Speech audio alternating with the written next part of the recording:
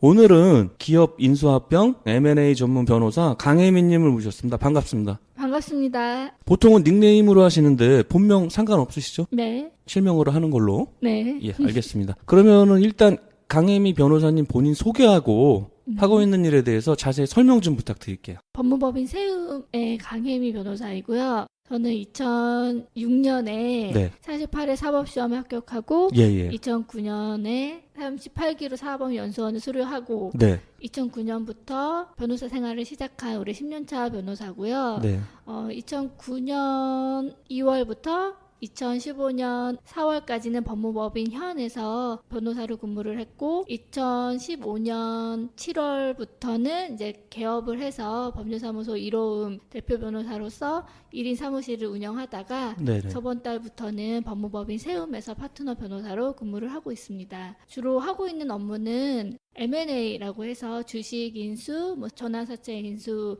분할, 합병 등 다양한 분야의 M&A 업무를 전문으로 하고 있고 그 밖에 회사법, 노동법, 기업 자문 업무를 중심으로 하고 있고 이와 관련된 소송 업무도 하고 있습니다. 근데 왠지 멋있어 보여요. 막 뭐 사법시험 막 몇 회 막 이러고 네. 사법연수원만 이러면 좀 있어 보이잖아. 그런가요? 그러면은 48회 네. 사법시험 합격자들이 한 몇 명 정도 돼요, 동기가? 그때 한 990명 정도? 990명? 1000명 좀 안 되는 걸로 알고 그러게요. 있습니다. 그러면 1000여 명 조금 안 되는 건데, 네. 궁금한 게, 사법시험은 48회인데, 네. 사법연수원은 왜 38기예요? 그게 왜 달라요? 사법연수원이 그러니까 사실 제도가 도입된 이후 10년 뒤부터 생긴 것 같아요. 네, 저도 그 예전에는 정확하게 모르지만 그쵸. 네, 참신하네요. 네. 참신했죠. 네. 왜냐면 48회 사법시험인데, 연수원은 이제 38기니까, 네. 그럼 한 10기까지는 대충 했나 보다. 그때는 아주 합격자가 매우 적었을 시기거든요. 아. 그래서 아마 정말로 막 진짜 최우수 오. 그 인재들만 합격이 했기 때문에 굳이 연수가 필요 없었을 수도 있을 것 같고요. 그러네요. 네. 좋게 얘기하면 그런 거고, 네. 나쁘게 얘기하면 요즘보다 쉬웠을 수도 있겠네요. 네, 경쟁자가 적었을 수도 있을 것 같아요. 네. 그렇죠. 네. 그럼 만약에 990명이 이제 연수원 들어갔을 거 아니에요. 네. 혹시 낙오되거나 포기한 분들 있어요? 990명이 전부 네. 다 연수원 수료하진 않을 거 아니야. 거의 다 수료는 해요. 본인이 자발적으로 휴학을 하거나 개인적인 사정으로 그런 경우도 있을 수 있겠지만 대부분은 일단 수료는 하는 걸로 알고 있습니다. 그렇죠. 그 힘든 사법고시를 통과를 했는데 그렇죠. 중간에 포기할 그렇죠. 예. 이유가 없죠. 말이 네. 안 되잖아. 네. 예전에 그 뉴스 보니까 불미스러운 일로 쫓겨나는 사람이 있더라고요. 네. 뭐 여자 문제라든지 뭐 그 몇 번 뉴스에 나와서. 네, 저희 기수에서도 좀 있긴 했습니다. 아, 진짜로요? 네. 오. 네. 어떤 건지 알려주셔도 돼요? 뉴스에도 나오기도 했었는데 예.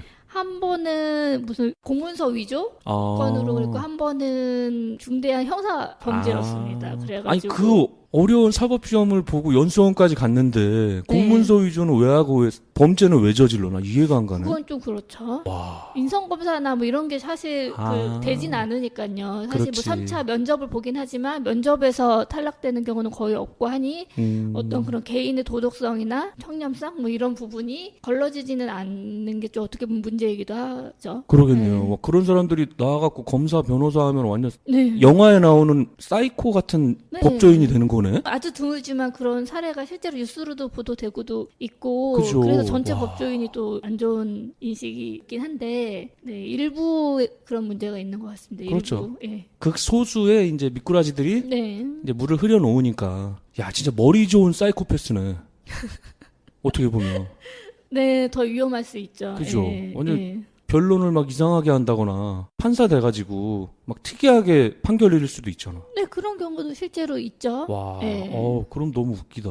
네, 저도 그거는 좀 문제가 있다고 생각합니다. 하여튼 진짜, 막 나가는 케이스도 있네요. 네. 나 그냥 일부러 웃기려고 그런 건데 실제로 있네? 네, 와. 있습니다. 예. 그런 사람은 걸러내야 되겠다. 나중에 완전히 큰 사고 칠 수도 있잖아요. 예.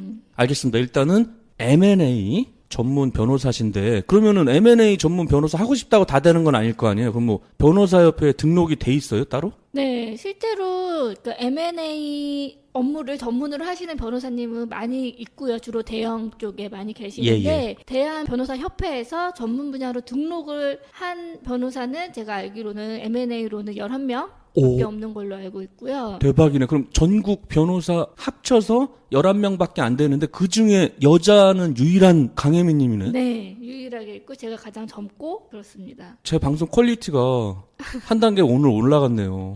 꼭 그렇지는 않은 게 전문 분야로 등록하지 않더라도 네. M&A 쪽에서 활동하고 계시는 많은 또 여자 변호사님도 많지는 않지만 네. 계시기는 합니다. 그렇죠. 네. 선배님도 있으니까 네네. 괜히 뭐 또 혼자 잘난 체 했다가는 네. 큰 욕을 먹을 수가 네, 있죠. 그런 건 아니고 그냥 등록 기준으로는 그렇습니다. 그러니까 네. 이제 누구든지 M&A 전문 변호사 할 수는 있지만 변호사협회에 등록된 분들은 11분이란 얘기네요. 누구든지 할 수는 없죠. M&A라는 분야는 사실 고도의 전문성이 있는 분야라고 저는 이제 생각하고요. 그러네요. 여러 가지 전문 분야들은 많지만, 근데 이제 그 중에 M&A 업무를 전문으로 하고 계신 분들이 우리나라에 제가 알기로 그렇게 많지는 않을 거예요. 아마 예. 전체 변호사로 따지면. 근데 그 중에 이제 대한변협에 전문 분야로 등록한 변호사 수는 매우 적은 거죠. 네, 더 멋있네. 아니, 좀 와, 무슨 부지런했다고 할 수 있죠. 이혼 소송이나 네. 여러 가지 소송, 뭐 형사 소송 뭐 네. 여러 가지도 있지만 네. M&A 전문가는 등록된 분은 11분. 네. 예, 아이고. 그러면은 증명할 수 있는 시험이 있어요? 아니면 어떻게 등록이 되는 거예요?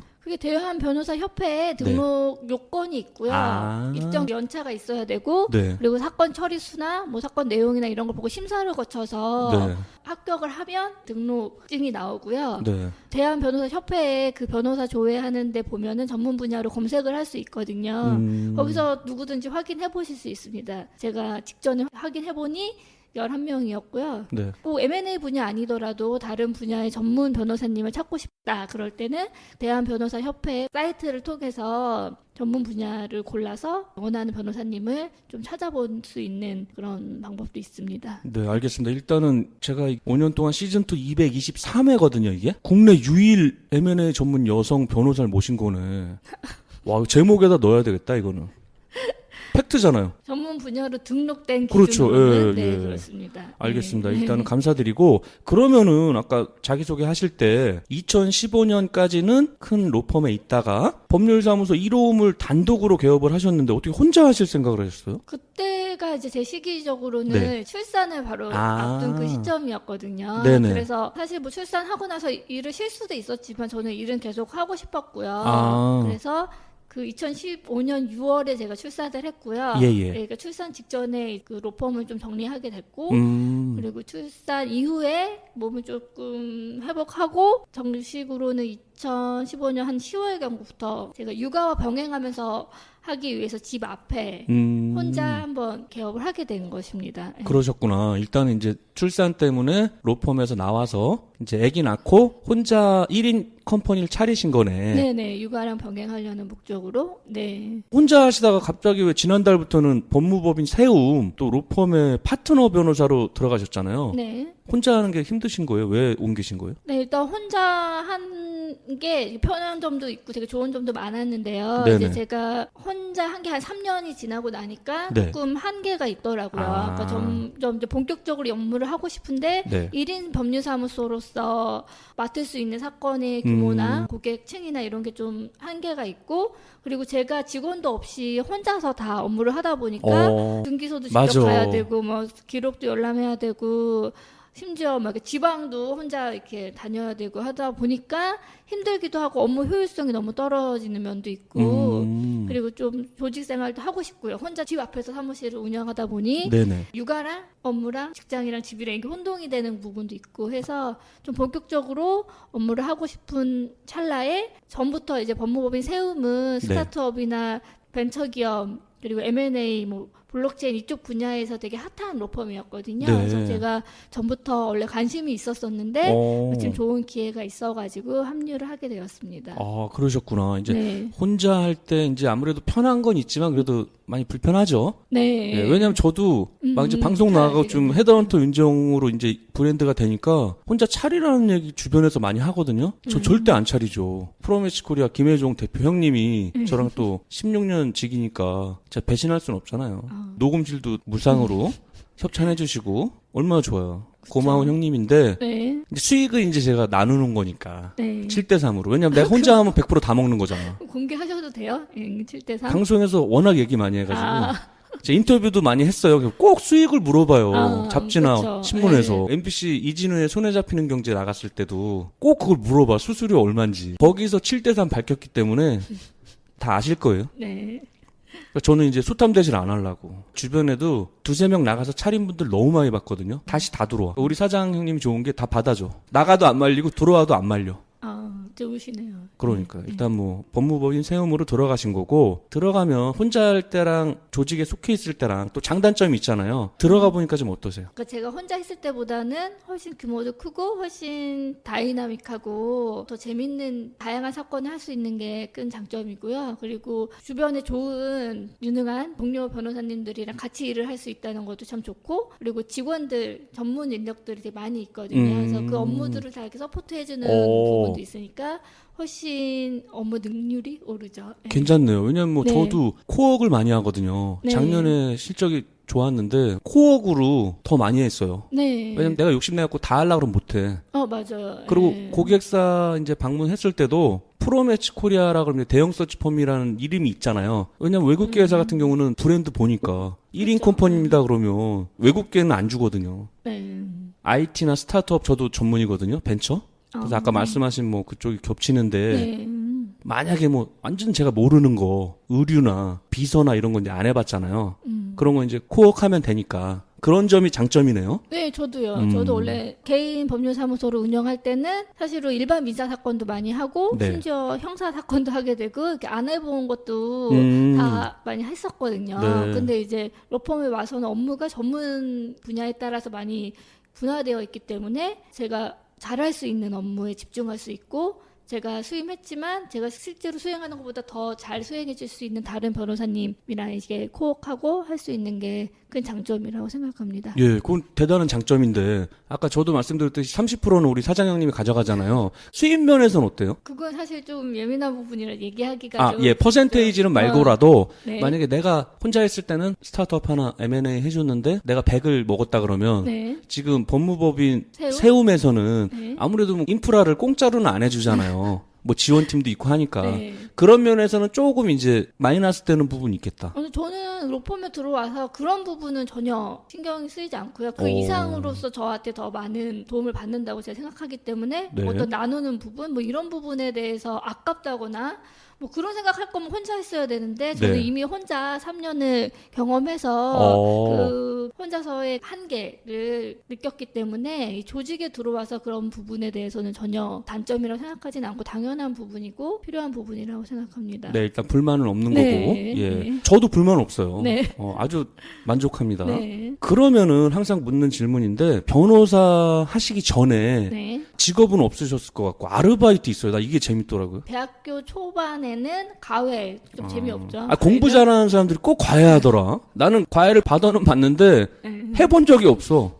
내가 자체가 공부를 안 하니까. 와, 근데 공부 잘하는 사람도 두세 명 있었거든요, 그동안? 과외했다는 거야. 저도 그냥 부탁받아서 해봤는데 과외하고 나서 정말 과외 소질이 너무 없다는 걸 알고요. 잠깐 하고 그만뒀고요. 네. 그 뒤로는 이제 사실은 사실 합격하기 위해서 공부를 해야 되니까 네네. 아르바이트 경험이 많지 않고요. 네. 사실 합격하고 나서 이제 국회에서 인턴을 잠깐 했었어요. 오, 네. 완전 고급 인재네. 사법고시 패스한 사람을 인턴으로 썼으니까. 합격하기 전에 그러니까 전에. 사법 시험을 보고 6월에 보면 발표가 10월에 나거든요. 예. 그 사이 기간. 오. 그러니까 제가 어떻게 될지 모르는 그 상황에서 네. 국회에서 인턴으로 공부를 했었습니다. 나중에 국회 또 진출하시는 거 아니에요? 하면 좋죠. 꿈이 있네, 야망이 있네. 아니 근데 아무나 되는 게 아니라는 걸 알게 네. 됐고요. 그때 이제 국회의원들 생활을 많이 보잖아요. 네. 근데 정말 중요한 일을 많이 할 수 있더라고요. 입법 활동하고 국정조사하고 제가 딱 그 기간에 인턴을 했는데 보니까 그 큰 영향력으로 좋은 일을 할 수 있다면 네. 되게 좋겠다는 생각을 하더라고요. 근데 보통 나쁜 데 많이 쓰잖아. 사리사욕 채우고 막 이런 데다 쓰잖아. 그러니까요. 네. 변하나 봐, 국회의원 되면. 그러니까 약간 그런 것도 있는 것 같고요. 그 점이 안타까운데 사실 좋은 의지가 있고 좋은 능력만 있다면 되게 좋은 일을 할 수 있는 자리라는 걸 알고 그때는 제가 20대 중반이니까 어렸을 때. 어렸을 때니까 내가 국회의원이 되면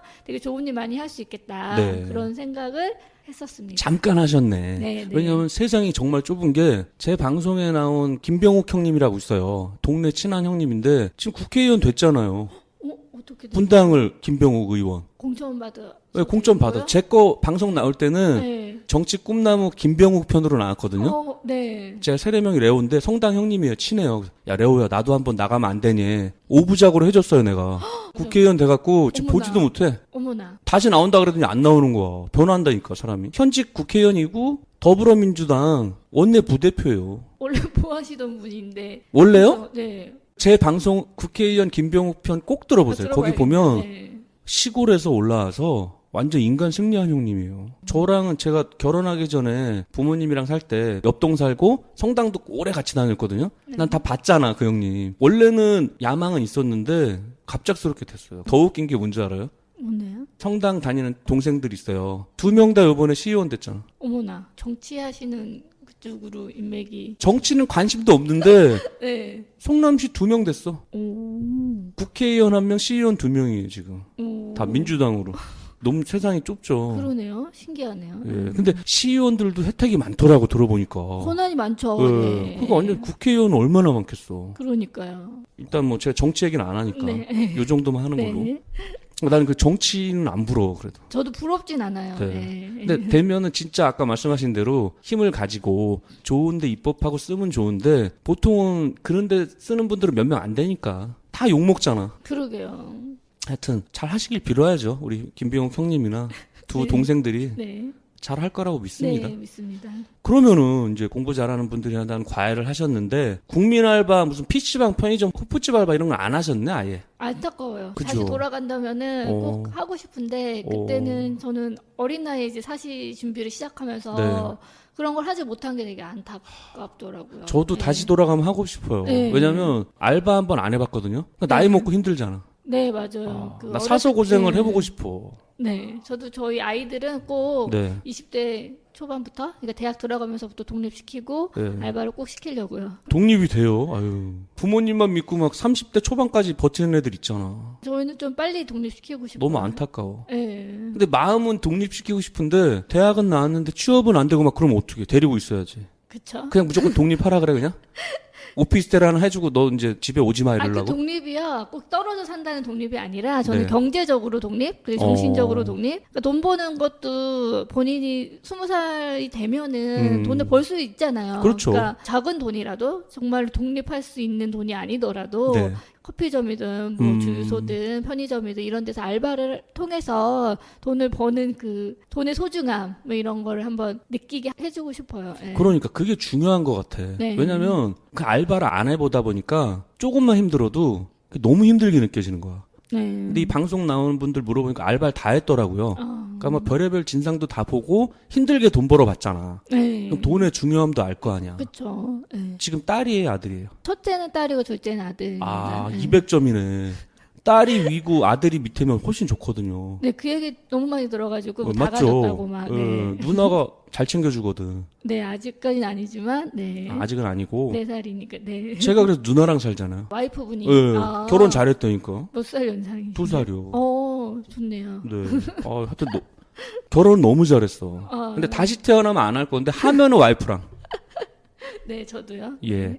알겠습니다. 그러면은 이제 알바는 과외밖에 안 해보셨고 국회 인턴 해보셨고 네. 그럼 10년차 변호사로 근무하고 계신데 수많은 직업 중에서 왜 변호사를 선택하신 거예요? 의사도 있고 뭐 약사도 있고 교사도 있고 막 회사원도 있고 그런데. 공부 잘했고, 네. 공부 잘한 사람들이 선택할 수 있는 와. 직업 중에 네. 의사 같은 거는 좀 거부감이 있었고요. 좀 무섭잖아요. 그렇죠. 네. 이러면 재미없잖아요. 와, 재미없는 게 아니라 악플이 한 100개 정도 올라올 것 같아요. 공부도 잘했고 하니까 그냥 뭐 의사는 무섭고 심심해서 변호사 된 거네. 와. 법학 쪽이 좀 재미는 있었고요. 아, 원래. 네, 법에 대한 그러니까 사실 시작은 그렇기는 했어요. 예. 그러니까 전공이 네, 법학이겠네. 네, 네. 그러니까 아니, 저는 이제 어렵게 살다 보니까 어려운 사람들을 위해서 변호사라는 직업이 좀 도움이 되지 않을까 시작했습니다. 이러면 좀 모양새가 좀 이쁜데 뭐 공부도 잘하고 뭐 의사는 좀 무섭고 해서 해봤어요. 이런 거는. 뭐 그건 아니에요. 와. 근데 앞에처럼 말씀하시면 너무 재미없고 네. 사실 그렇게 얘기할 수도 있는데 너무 와. 재미없잖아요. 예전에 제 방송에 사자 나온 분들이 호떡이라는 노무사 동생하고 박춘발이라는 세무사 동생 나왔거든요. 저 네. 밥도 먹었는데 의사는 비뇨기과랑 한의사 나왔고 사자 변호사 처음 나오셨어요. 근데 네. 그분들은 다 뜻이 있었거든요. 아, 춘발이 같은 경우는 보험회사 최연소 지점장 하는데 회사에 세무사가 있잖아. 근데 자기가 물어보는 거 자꾸 대답을 답답하게 한대. 자기가 딴 거야 그냥 걔도. 네. 얼마나 공부를 잘하면 막 따냐. 근데 변호사가 이제 몇 번 떨어지신 거예요 그러면? 보통 그 사법시험이 네. 1차를 한 번 보면은 네. 2차를 2번 볼 기회를 줘요. 다 똑같네 그거는 세무사나. 똑같나요? 예. 네. 그래서 저는 사실 1차는 한 번 떨어지고 네. 두 번째 붙고 그 다음에 이제 2차도 한 번 그 해는 떨어지고 다음 해에 붙고 와. 되게 빨리 붙은 편이죠. 되게 빨리 갔네. 되게 빨리 붙었어요. 네. 호떡이 노무사는 5년 차에 장수생이 됐고 춘발이도 세무사 몇 번 떨어진 걸로 알고 있는데 결론은 그럼 한 번씩밖에 안 떨어진 거네? 네. 1차 붙고 2차 2번 주는 거를 다 된 거네 이제 순서대로. 그쵸. 보통. 한 번 1차 떨어진 거 빼고는. 네. 그럼 만약에요 1차 붙었어. 네. 두 번 기회 주잖아. 네. 와 그거 2번 다 떨어지면 너무 아깝겠다. 그런 사람 많죠. 와. 오히려 1차가 안 되면요. 그러니까. 미련이 없는데 어. 한 번 1차 붙은 사람이 두 번 떨어지잖아요. 와. 그럼 못 나요. 미치겠다. 그런 사람들 이제 계속 장수생을 하는데 제 주변에도 1차는 되게 잘 봐요. 항상 네. 1차는 바로 붙는데 어. 2차 떨어져요. 두 번 떨어지면 다시 아. 1차를 보죠. 네. 또 2차를 두 번 또 떨어져요. 아이고. 그럼 이미 그 기간이 막 7년 이렇게 돼버렸거든요. 야. 그래서 결국은 장수생으로 간 사례도 있습니다. 그러면 이제 강혜민님은 좀 악플이 좀 올라오는 소리가 들리는데 1차 한 번만 떨어지고 1차 붙자마자 2차 기회에 다 한 번에 된 거네. 네, 네. 와. 그럼 그 정도는 빨리 붙은 거죠? 빨리 붙은 편이죠. 예. 어. 물론 바로 생동차라고 해가지고 네. 1차도 한 번에 붙고 그 해에 바로 2차도 붙고 오. 뭐 그런 사람도 있어요. 그래서 20대 어. 막 초중반 대학도 졸업하지 않은 상태에서 야. 붙는 사람도 있긴 해요. 뭐, 그러면 완전 대학교 졸업할 때까지 그냥 놀러 다니는 거네? 뭐 그러겠죠. 그죠? 예. 학점이나 좀 관리하면서. 아니요. 근데 오히려 그런 사람은 연수원에서 네. 또 연수원에서의 사실 삶이 되게 치열하거든요. 오. 거기 미리 선행학습을 하고 또 연수원에 들어와요. 공짜가 없네. 네. 연수원 가면 그냥 뭐 어디 군대 훈련소 가듯이 시간만 때우면 되는 게 아니라 거기서도 와 수재들끼리 경쟁해야 되니까. 네, 그게 되게 사실 오. 네 거기 그 성적에 따라서 음. 판사, 검사, 변호사에게 지원할 수 있고 음. 성적에 따라 지역이 또 다니고 그렇지. 네 어. 그런 게 다 나뉘기 야, 때문에 무슨 뭐 고등학교로 치면 강남 8학군으로 다 가려고 하듯이 성적에 따라서 뭐 서울, 뭐 중앙 예 가면 좋죠. 지방 비하는 게 아니지만 네. 뭐 머리 뭐 저기 오지 같은 데로 갈 수도 있는 거네. 네. 아 경찰관도 나왔거든요. 그 동생은 보통 거주지로 보내주더라고요. 그런 건 없네. 이제 사법연수원은 지원을 할 수 있긴 하거든요. 근데 예. 거의 좋은 데 가려고 네, 하겠지. 다 그렇죠. 네. 집 끝발이 있는 데 가야지. 네. 우리야 뭐 주소 들은 것만 있잖아요. 뭐 연수원을 가봤어야 알지. 네. 990명 중에서 상위권은 다 판사로 가는 거예요? 아니요 상위권 저희 기수도 1등이 김현장이나 태평양을 갔나 그러니까 아 진짜로? 아주 상위권이 네. 대형 로펌으로 가는 경우도 있어요. 상위권인데 그냥 바로 검사를 지원하는 사람도 있고, 네. 아 그럼 이제 성적에 따라서 뭐 판사, 검사, 변호사가 아니라 본인의 의중이네.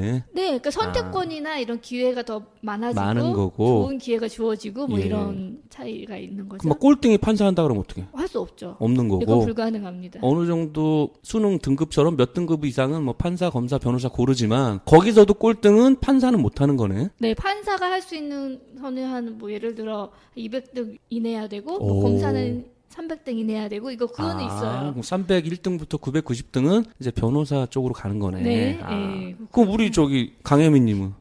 저는 변호사를 원래부터 하고 싶기도 했고요. 네. 네. 근데 1등 했는데 변호사 했다 그러면 너무 얄미운데? 아니요, 1등 하고도 변호사 하는 사람도 있어요. 네. 오. 그분은 왜냐면 원래 직업이라는 게 판사, 그렇죠. 검사, 변호사가 다 각각의 그 장단점이 있고 또 매력이 있고 하기 때문에 자기 적성하고 잘 맞는 직업을 선택하는 거기 때문에 예전에는요, 1등이면 무조건 다 중앙 판사 이렇게 가는 그러니까. 건데 저희 때 한 10년 전 그때쯤부터는 1등, 2등 뭐 초상위권이어도 대형 로펌으로 가는 경우도 와. 있습니다. 예. 바로 이제 돈 벌러 가는 거네. 네. 그죠. 어우, 뭐, 김현장 들어보니까, 아는 분 얘기 들어보니까, 장난 아니더라고요, 연봉도. 그렇죠. 얘기를 가만 듣다 보니까, 강혜민님은 상위권인데 변호사 된 쪽이네? 저는 상중하로 나누자면 상위권 정도. 네. 인생이 그냥 상위권이네. 아니 근데 판사랑 검사를 할 수는 없는 성적이었습니다. 솔직히 말하면. 네. 여기서 점수 올라갔어요. 아 예, 그래요? 그럼 301등 이하네요. 그러니까. 네네. 제 조카가 과학 영재고 갔거든요. 거기서도 막 경쟁할 거 아니야. 네. 거기도 막 난다긴다 하는 분들 다 왔을 거 아니에요. 그쵸. 그죠? 저는 되게 겸손해졌어요. 약간 연수원 그 시절을 겸손해질 거치고 수밖에 없겠어. 네, 되게 작아졌죠. 되게. 그 만약에 똑똑한 사람도 많아서. 네. 우리 강혜민님 고등학교 때 막 전교 1등하고 막 그랬던 거예요? 1등까지는 아니어도 네. 네. 와, 상위권. 네. 상위권. 네. 초등학교 때부터 잘했어요, 공부? 그렇죠. 초등학교, 중학교까지는 그냥 항상 전교 와, 1등이고요. 네. 초등학교, 중학교는 그냥 거의 맨날 1등이고 네. 옛날로 치면 막 전부 올수에다가 네. 와, 고등학교 가서 조금 이제 경쟁이 붙었나 네, 보네. 그렇죠. 네. 거기서 좀 상처받았겠다. 근데 고등학교 때도 한번 이제 꺾이고 음. 그 연수원에 와서 오. 많이 이제 사람들이 자신을 돌아보게 되죠. 이제 겸손해지는 거네. 네, 겸손해지죠. 내 위에 한 300명 있으니까. 300명 이상이 와. 그리고 실제로 정말 똑똑한 사람들이 많거든요. 네. 서로 막 진짜 말싸움하면 짜증 나겠다 진짜. 논리적으로 싸울 거 아니야. 잘 싸우지는 않는데 네. 아니 그러니까 언쟁을 하면 네. 막 토론 같은 거 하면 막 잘난 애들밖에 없으니까 끝이 안 나겠는데요? 네, 뭐 승부욕도 강할 거 아니야 그분들은 또. 강하죠. 그죠? 네. 와. 강혜민님 뭐 한 번 두 번에 됐지만 보통은 이제 그것도 들어가면 조사한다 그러더라고요. 몇 년 정도 걸리는 거 같아요 보통? 평균적으로 한 7년 정도 되지 않을까요? 준비하는 기간이? 보통은 7년이고 같은 동기 중에 막 한 3,000벌도 있어요. 그쵸? 한 10살 이상 많은 분이 있죠. 진짜로. 네. 와. 군대는 갔다 와야 될 거 아니야, 그죠? 네. 격차가 많겠다. 네. 그 연수원에서는 나이 순으로 반장, 뭐 회장 이렇게 나뉘거든요. 근데 거기서 반장하면 좋은 것도 아니다. 그쵸, 나이 제일 많다는 거 나이 아니야. 많으신 분이 네, 연장자가 반장하는데 저희 반 반장가 저희한테 오빠죠. 네. 71년생이었던 것 같아요. 진짜로요? 그러니까, 네, 나보다 한 살 어리네. 네. 와, 완전히 연장자가 들어갔네. 네. 나이 제한 있어요? 없어요. 없어요? 네, 없습니다. 그래, 저는 도전 안 하는 걸로. 예. 그러면은 과목은 뭐 기억나세요? 전 다 기억하죠. 예. 네, 지금 제도가 바뀌었는데 일단 사법시험. 들어가셨을 때 네. 로스쿨 말고 사법고시 기준으로. 사법시험 기준으로는 1차가 4과목이고요. 네. 2차가 7과목. 1차가 민법, 헌법, 형법, 그다음에 선택법으로 이제 저는 경제법을 했었고요. 거기다 이제 공인 영어 시험 기본적으로 몇 점 이상 들어가야 되는 게 있고 2차는 민법, 헌법, 형법, 상법, 형사소송법, 민사소송법, 행정법 7가지. 와, 그걸 다 애우는 것도 대단하다.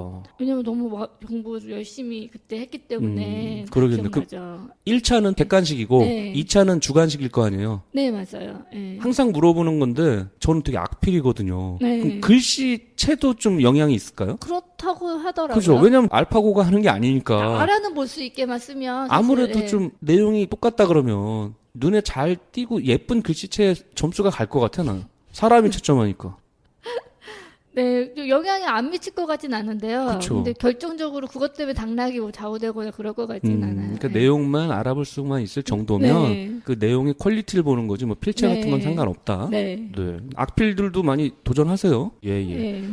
그러면 이제 그렇게 됐는데 요즘은 사법고시 폐지됐잖아요. 네. 그럼 로스쿨은 언제부터 도입된 거예요? 2009년에 도입된 걸로 알고 있습니다. 와, 그러면 막차 탄 거네? 그렇죠. 네. 저희 이후 와. 기수부터가 되게 예. 영향을 많이 받아서 좀 힘들었던 걸로 알고 있습니다. 와, 네. 그러면은 로스쿨은 몇 년 해야 돼요? 로스쿨은 3년 과정이고요. 네. 그다음에 이제 변호사 시험을 봐서 변호사가 되는 거죠. 아. 로스쿨 나온다고 다 변호사가 되는 건 아니고요. 그러니까 그것도 대학 졸업하고 네. 로스쿨 대학원처럼 이제 3년을 하면 이제 변호사 시험을 볼 수 있는 자격이 생기는 거잖아요. 네네. 거기서 합격률 얼마나 돼요? 그게 초반에는 거의 90% 정도 됐었던 것 같아요. 그쵸. 80 후반이었는데 요즘엔 점점 그게 이제 누적이 되면서 50% 정도까지 떨어진 것 같더라고요. 뭐든지 먼저 해야 돼. 그쵸. 아까 예. 사법연수원 10년 없는 동안 되신 분들처럼 이 로스쿨도 먼저 하면 90% 되는 거 아니야. 네, 맞아요. 근데 떨어진 사람이 계속 누적되니까 음. 이제 반타작밖에 안 되는 거네. 네. 와, 그것도 쉬운 거 아니다. 문제인 게 또 로스쿨은요, 시험을 5년인지 5번인지 그 제한이 있어요.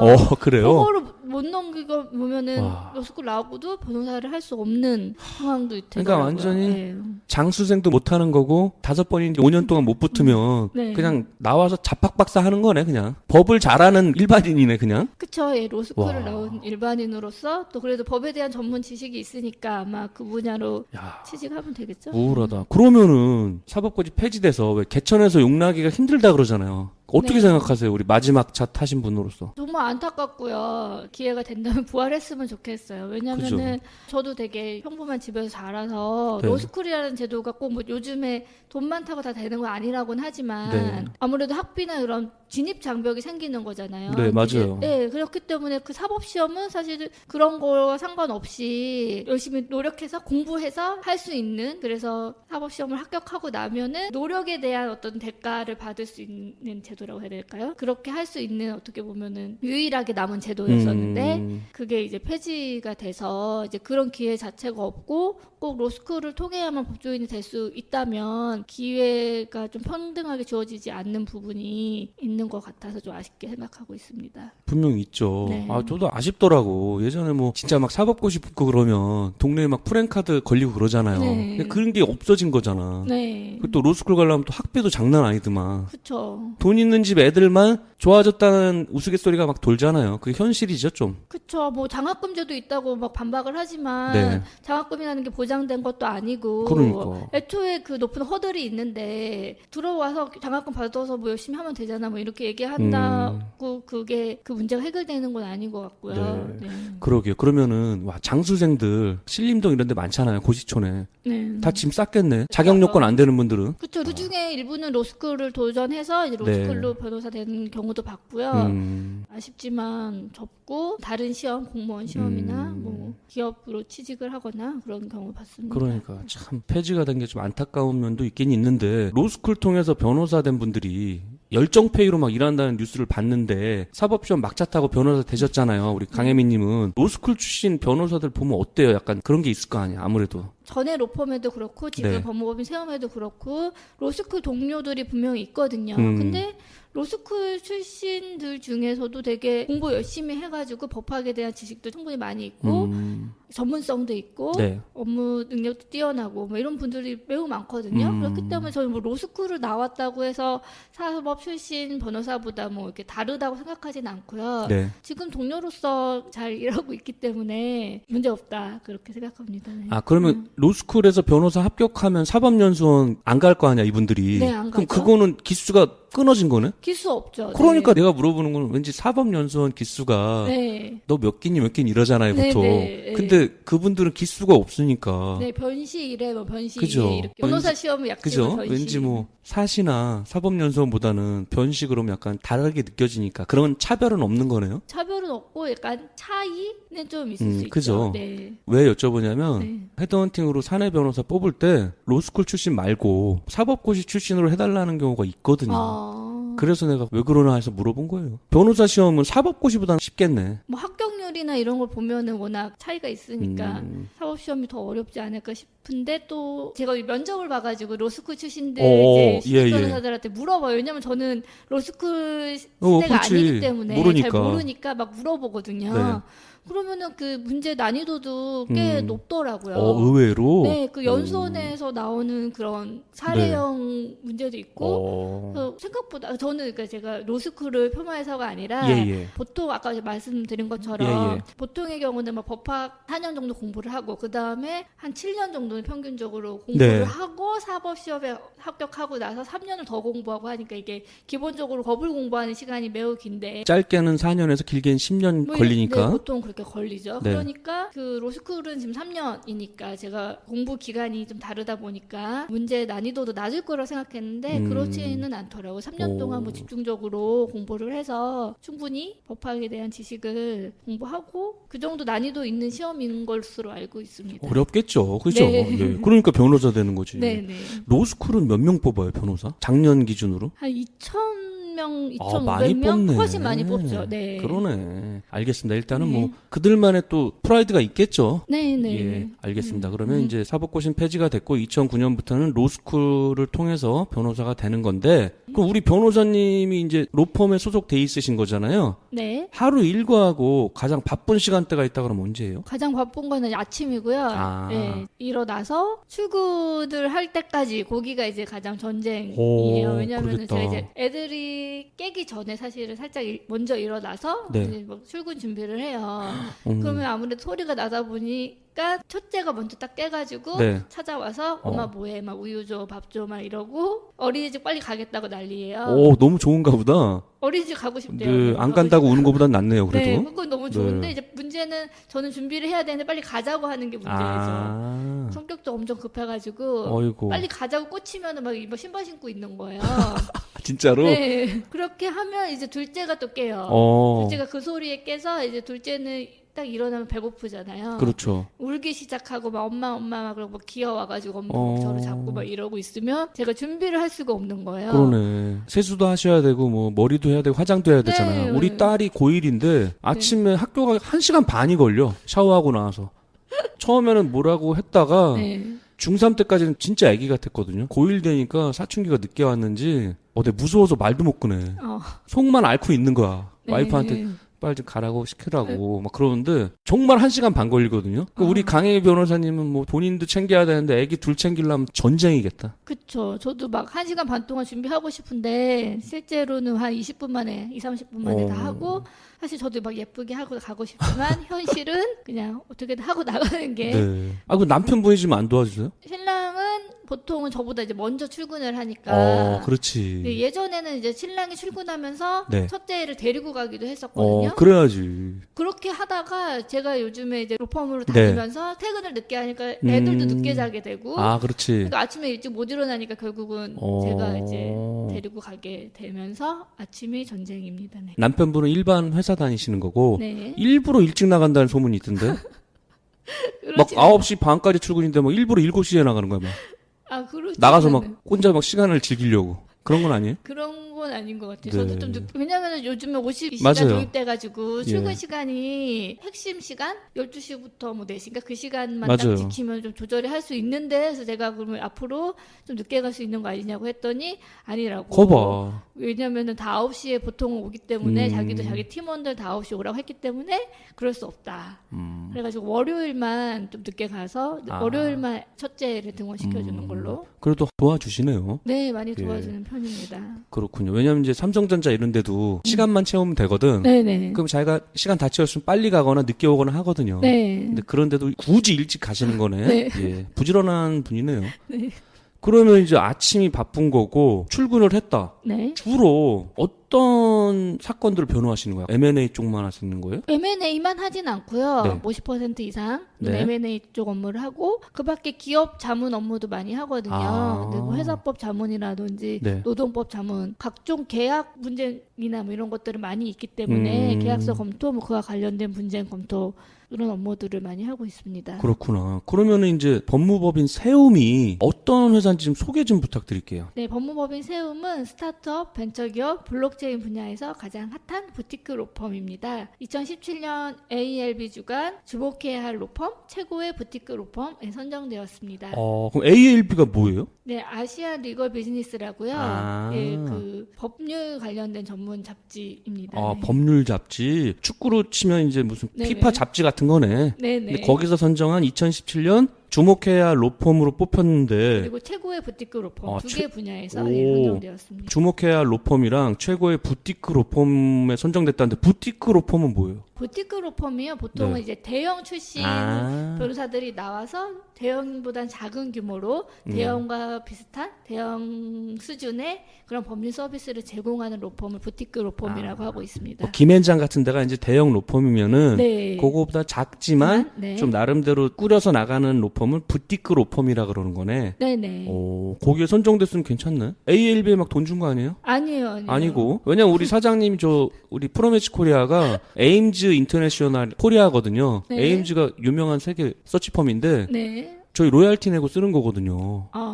있어 보이잖아. 프로매치 코리아 옆에 또 에임즈 인터내셔널이거든요. 우리 네. 코리아. 그런 식이 아니라 선정이 된 거죠. 선정된 걸로 오. 알고 있고요. 실제로 꼭 여기 아니더라도 뭐 네. 법률신문위에서도 네. 법무법인 세움 대표 변호사 뭐 인터뷰도 하고 어. 네이버에 검색해 보시면은 많은 활동을 하고 네. 있는 요즘 주목받고 있는 핫한 법무법인 세움입니다. 괜찮네. 세움 그러니까 네. 왠지 좀 있어 보여. 내림 이런 거보단 낫잖아. 그 뜻도요. 기업의 성장부터 그 설립, 세움까지 오. 도와준다는 아. 의미. 스타트업 벤처기업 네. 블록체인이 약간 신생 업체니까 네, 맞아요. 세워준다. 네, 세워준다. 같이 괜찮네. 성장한다. 네, 오. 그런 의미를 갖고 있는 펌이고요. 예. 제가 또 스타트업 벤처기업도 요즘 또 블록체인 업체도 많이 네, 하거든요. 네. 헤드헌팅을. 주 고객사인데 작년에 많이 넣었어요. 근데 스타트업도 커지니까 대기업 같이 변하고 있어요, 지금. 스타트업도. 대기업 다니는 사람들이 스타트업 가면 수평적이고 편하잖아요. 네. 그런 생각은 좀 버려야 돼, 이제. 점점 변하더라고. 큰 스타트업은 대기업화 되고 있어.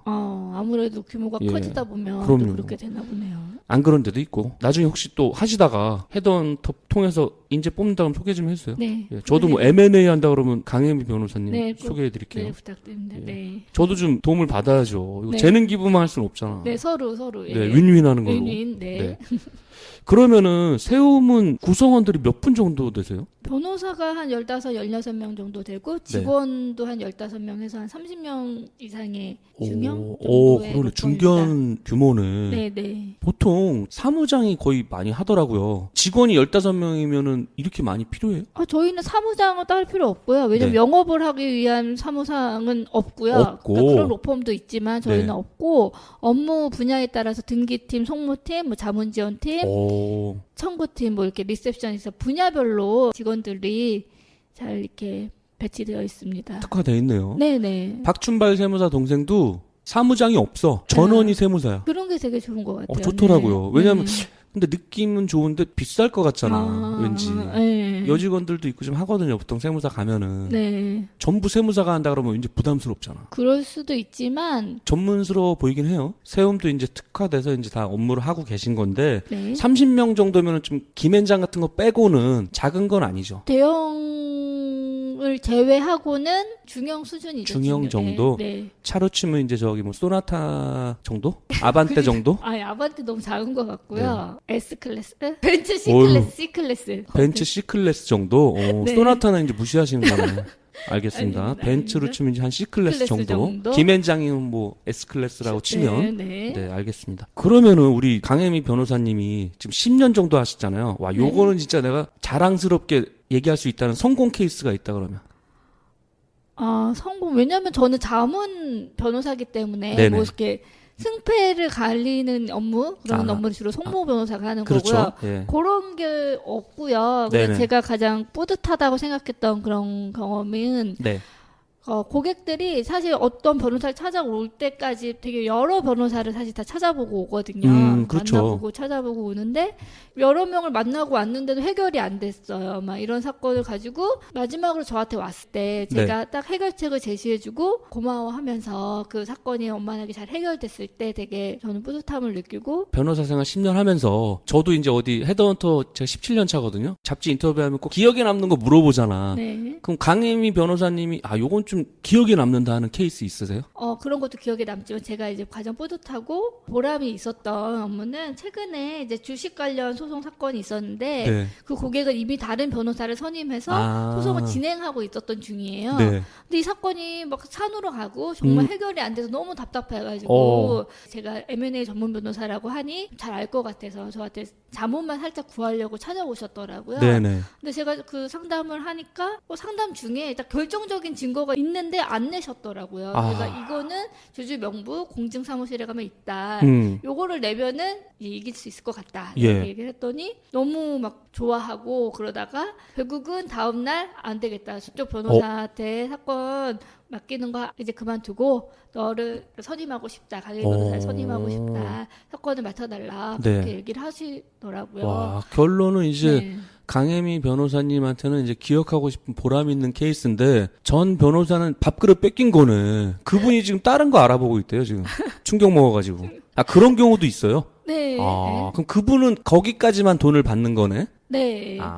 우울하겠다. 그분이 약간 무능한 변호사였네. 아니에요. 저도 이제 그게 변호사들 또 상도가 있기 때문에 그러니까. 그러면 안 되기 때문에 이제 제가 상황을 잘 물어봤더니 예. 그분은 이제 이혼 전문 변호사이기도 하고 이혼 전문 변호사인데 근데 주식 관련 주식 관련 하려니까 네. 그만큼 이제 변호사들이 힘든 거야. 저는 이혼 전문이니까 M&A 쪽 전문으로 물어보세요. 그래야 되는데 본인이 하다가 해결 못한 거네. 뭐 그럴 수도 있고요. 아이고. 네. 저도 꼭 M&A 사건만 하는 거 아닌 것 같은 경우는 그 사건은 사실 M&A 사건을 많이 하는 변호사라면 그러니까. 그게 너무 잘 보이는데 그러네. 그렇지 않았었던 상황이고요. 저도 뭐 다른 전문 분야에서는 안 보이는 부분이 있을 수 있고 그 사건으로 이제 변론 기일에 갔더니 판사님도 아니 이 결정적인 증거를 왜 이제야 가져왔냐면 영화의 네. 한 장면 같아. 네, 영화의 한 장면 같았어요. 그래서 원고한테도 이제 더 이상 다툴 수 없을 것 같다. 뭐 이런 식으로. 판사들은 말도 멋있게 한다. 이런 증거가 나왔으니 더 이상 뭐 논쟁이 필요 없겠네요. 끝 이렇게 된 거네. 물론 끝이라고 하지 않았고 와. 원고 대리인도 더 다퉈보겠다고 해서 지금 아직도 분쟁 중이긴 한데 그래도 와. 되게 결정적인 증거를 찾은 것 같습니다. 그러네. 네. 강혜미 변호사님이 봤을 때는 왜 이걸 안 했지 이 정도였는데 그분은 이제 이혼 전문이다 보니까 이혼 쪽은 잘하겠죠 뭐. 네, 저도 이혼은 잘 모릅니다. 네. 네. 이혼하실 분은 이제 그분을 찾아가면 되고. 아니에요. 이혼도 할 수 있습니다. 네. 그러세요? 그러면 이제 그거는 좀 보람이 있었던 케이스인데 그러면 이거는 내가 기억하기 싫거나 좀 창피했다. 이런 케이스는 있어요? 창피한 것도 있죠, 사실은. 네. 근데 그런 것들 너무 마음 아프고 그래가지고 다 잊어버려가지고요. 네, 기억이 나지 않습니다. 예, 일단 뭐 정치인 같아요. 이제 기억이 나지 않습니다. 네. 이제 넘어가는 걸로 하고. 네. 그럼 주로 의뢰가 오는 사람들은 어떤 분들이에요? 뭐 기업 CEO들이에요? 뭐 스타트업, 벤처기업 그쪽 CEO분들 아니면은 그 법무를 담당하는 이사님들이 직접 찾아주시는 경우도 많고 그리고 의뢰인 중에는 의외로 변호사를 어렵거나 좀 부담스럽게 느껴지는 분이 있어서 네. 여자 변호사를 선호하시는 분도 있거든요. 진짜로? 네네. 그래서 여성 CEO들도 있으니까? 네. 꼭 CEO 아니더라도 일단 여자 변호사를 상담을 하는 게 좀 편안하다고 생각해서 그래서 여자 변호사를 선호하시는 분들 있고 그리고 제가 전에 삼성역 주변에 있었고 지금은 역삼역 주변에 있는데요. 네. 그 주변에 계시는 분들이 찾아주시고 인터넷에서 검색해서 많이 찾아주시더라고요. 광고도 많이 때리겠다. 세움에서도 특별히 광고 많이 안 하는 것 같고 왜냐면 저희는 이제 실력으로 승부를 보는 거고 예. 전에 이제 법률사무소 이로움을 혼자 운영했을 때도 전혀 광고 안 했는데 블로그 통해서 글을 올린 걸 보고 전문 변호사이고 뭐 이렇게 그것도 뭐 좋은 기억이 있는 분들이 소개할 거고. 네네. 전에 로펌에서 있었던 고객분들 찾아주시는 분도 있고 지금 이제 세움에 왔을 때도 제가 두 로펌 어떻게 보면 거친 거잖아요. 전 고객들이 다 같이 오셔가지고 소개 해준 거네요. 네. 그럼 얘기가 지금 너무 재밌어지는데 이쯤에서 1부를 마치고 2부에서 강혜미 변호사님께 질문을 이어가도록 하겠습니다. 2부로 다시 돌아오겠습니다. 감사합니다. 난잡한 이야기에서 정식 광고주를 모십니다. 방송에 광고를 하실 분들은 공식 이메일 주소나 공식 카카오톡으로 문의해 주시기 바랍니다. 방송을 듣고 후원해 주실 분들은 후원 계좌로 후원 부탁드립니다. 후원금은 더 좋은 방송을 만드는 데 사용하겠습니다. 그리고 팟빵 순위는 구독하기, 다운로드하기, 별점 주기, 좋아요 누르기, 댓글 달기로 정해집니다. 구독 신청은 꼭 해주시고요. 매일 해주시면 좋지만 새로운 에피소드가 올라오는 매주 수요일, 토요일에는 꼭 다운로드하기, 별점 주기, 좋아요 누르기, 댓글 달기를 해주시면 감사하겠습니다. 자세한 내용은 네이버에 있는 난잡한 이야기 공식 카페를 참고하시기 바랍니다.